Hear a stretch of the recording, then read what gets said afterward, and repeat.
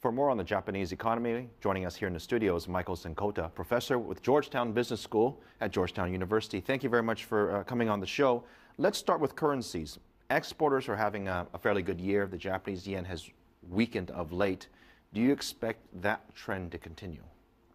Well, I think any exporter who would rely on currency values changing in Japan would be foolish, because the long-term trend has been that the yen grows more and more in value, and Japanese firms have been quite ingenious to be able to absorb all that pressure and still stay active internationally.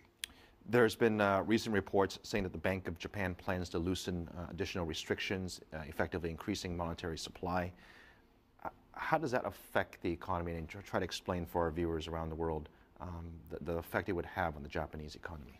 Well, the idea, of course, is that it's easier to get money and people will be more active, but that hasn't really taken place the past 20 years.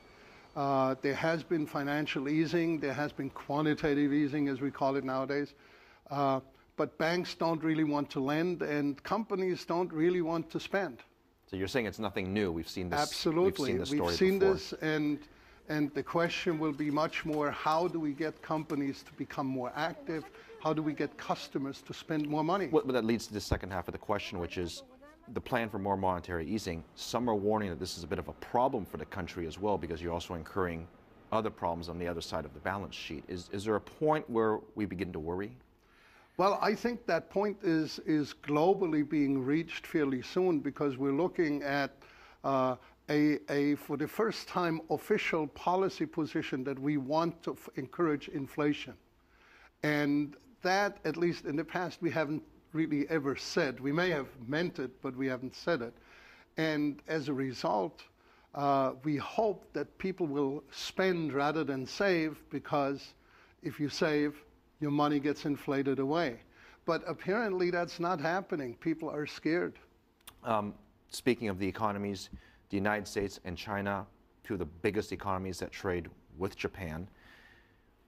There's been all issues with both economic growth in terms of this year, and as we look towards 2013, how does that affect the Japanese companies as they begin to plan their CapEx for 2013, and you can also include 2014 as well with that uncertainty? Well, I think on a political level, there's of course the Japan-China problem, which has had a major effect on consumption of Japanese goods. But there's of course also the question of Japanese companies needing to invest more abroad. And that abroad should be China, should be the United States. Professor Czinkota, thank you very much, from Georgetown University's Business School. Thank you for having me.